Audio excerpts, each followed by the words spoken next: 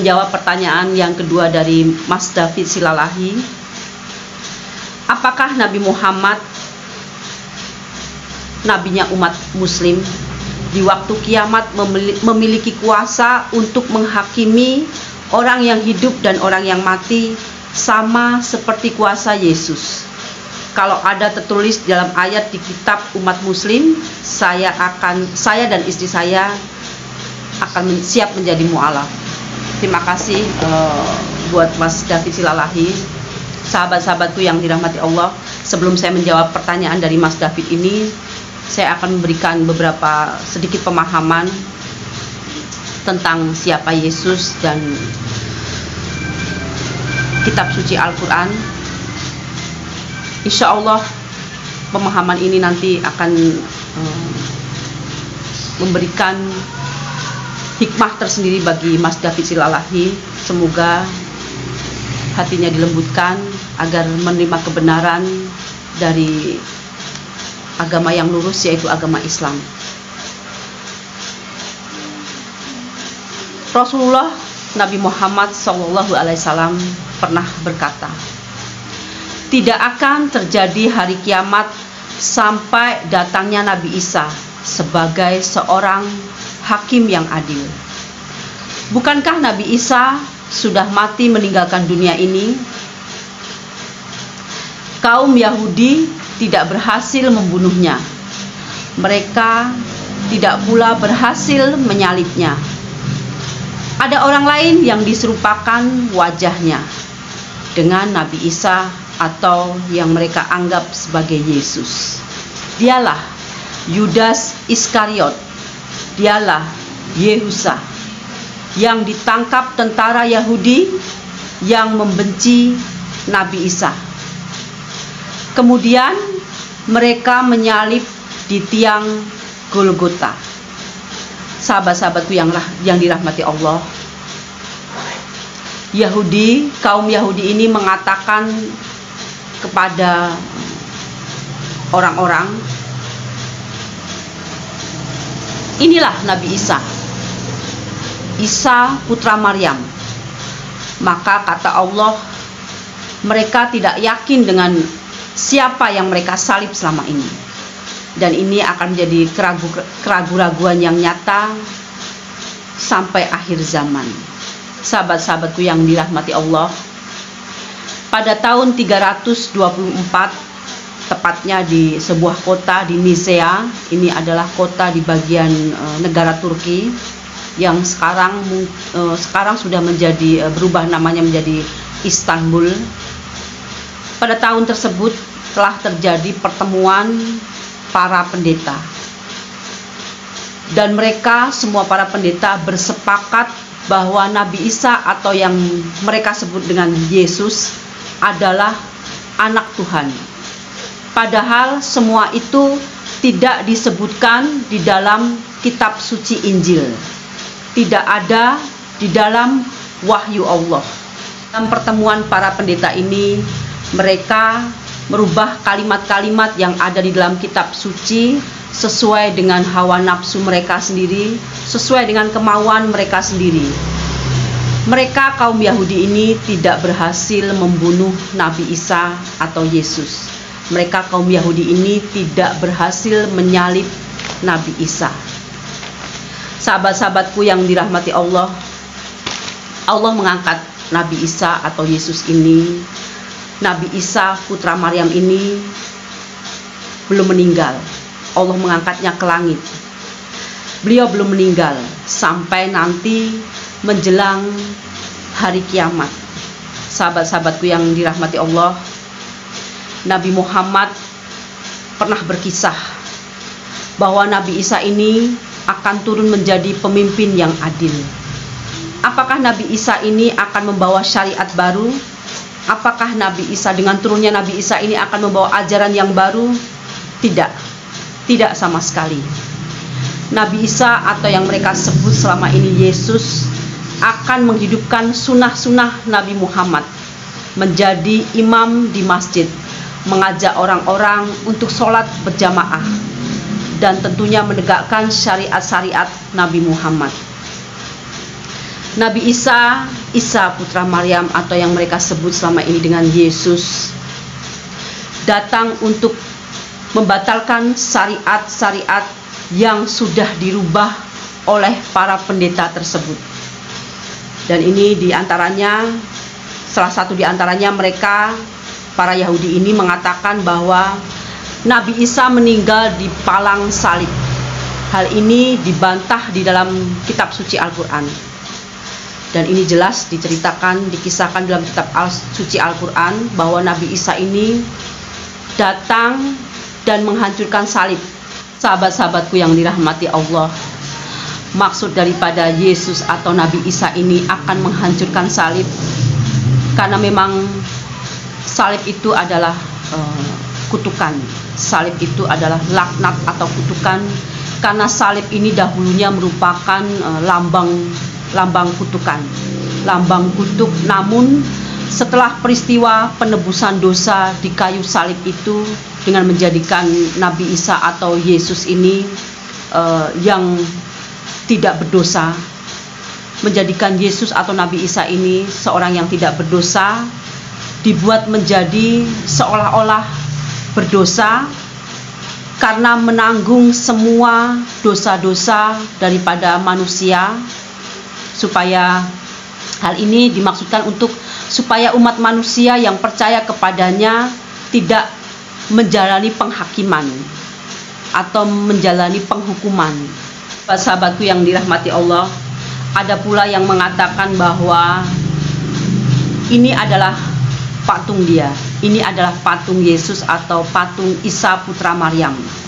Maka hal ini dibantah jelas, dibantah keras di dalam kitab suci Al-Quran, bahwa sekali lagi mereka kaum Yahudi tidak menyalibnya, tidak berhasil pula membunuhnya.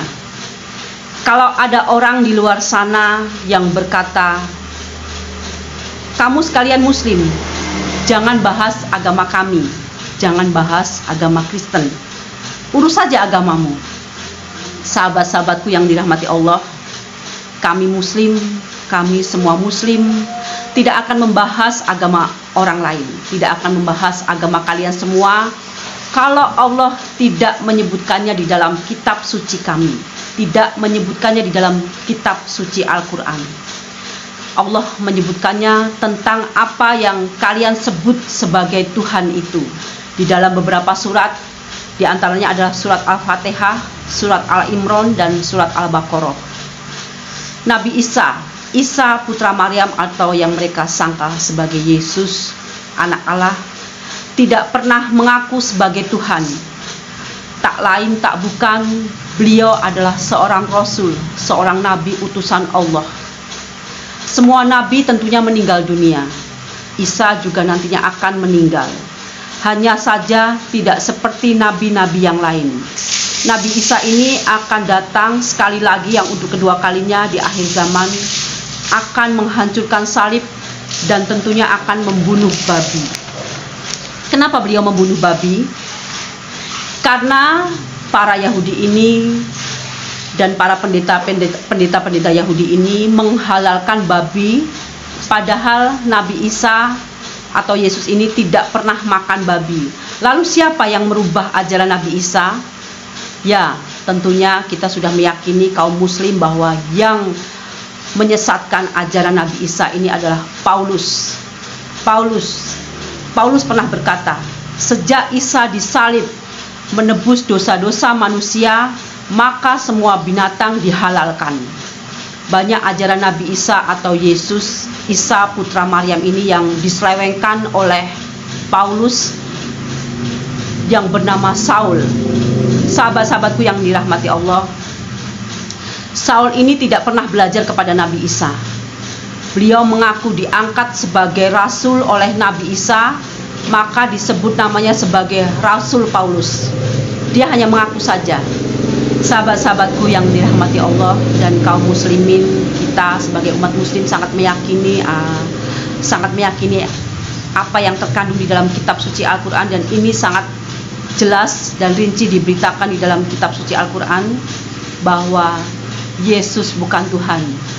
Sahabat-sahabatku yang dirahmati Allah, Hal ini pula dibantah keras oleh kitab suci Al-Quran, bahwa Nabi Ibrahim bukan seorang Yahudi. Nabi Ibrahim bukan pula seorang Nasrani. Nabi Ibrahim adalah seorang Muslim. Ibrahim adalah seorang Muslim. Beliau tidak mempersekutukan Allah. Sedangkan Yahudi dan Nasrani, mereka semua mempersekutukan Allah. Yahudi mempersekutukan Allah dengan mengatakan Uzair anak Allah. Nasrani mempersekutukan Allah dengan mengatakan Isa Al-Masih atau Yesus anak Allah. Sahabat-sahabatku yang dirahmati Allah, kita bukan mengkaji agama lain. Di sini kita semua Muslim mengkaji kitab suci Al-Quran, kitab suci yang kita yakini selama ini, dan kitab suci Al-Quran ini yang bercerita tentang penyelewengan ajaran Nabi Isa. Penyelewengan ajaran Nabi Isa yang sudah diselewengkan oleh kaum-kaum Yahudi dan para pendeta tersebut. Sahabat-sahabatku yang dirahmati Allah, cukup sekian pemahaman dari saya.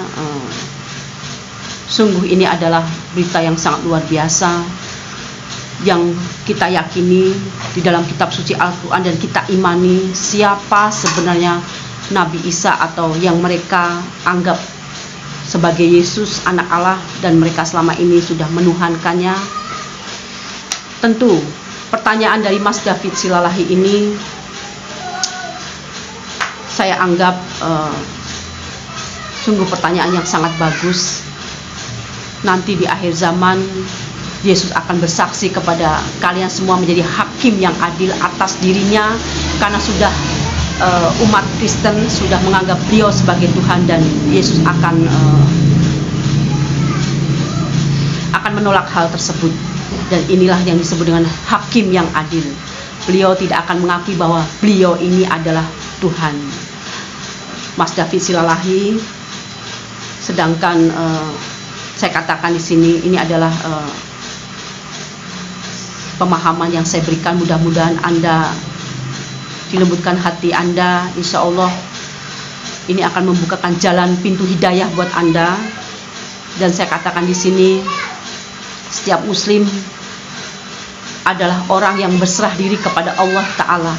Kita berserah diri kepada Allah, dan setiap Muslim adalah meyakini bahwa Allah hanya satu. Tidak ada Tuhan selain Allah yang patut kita sembah dan patut kita ibadahi selain Allah. Dan Nabi Muhammad adalah utusan Allah. Dan kelak kita setiap Muslim akan mendapatkan syafaat atau pertolongan dari Nabi Muhammad kelak di akhir zaman. Kelak di akhirat, bukan di akhir zaman. Kelak di akhirat kita akan mendapatkan syafaat atau pertolongan dari Nabi Muhammad SAW dengan izin Allah. Syafaat atau pertolongan itu diberikan kepada kita kaum Muslim dengan izin Allah. Disinilah letak daripada bahwa ajaran Nabi Muhammad yang membawa kitab suci Al-Quran, menyempurnakan kitab-kitab terdahulu. Ini adalah jalan kebenaran menuju rumah Bapa di surga. Rumah Bapa di surga, menuju surganya Allah. Terima kasih sudah menonton video saya. Mudah-mudahan kalian semua, sahabat-sahabatku, baik yang Muslim maupun non-Muslim, kita menjadi saudara seiman. Mudah-mudahan kelak kita bertemu di akhirat. Mudah-mudahan kita menjadi hamba-hamba Allah, menjadi umat-umat Nabi Muhammad yang mendapatkan pertolongan dan syafaat dari beliau. Silahkan mencari hidayah, menjemput hidayah, mencari kebenaran semata-mata hanya karena Allah Ta'ala. Assalamualaikum warahmatullahi wabarakatuh.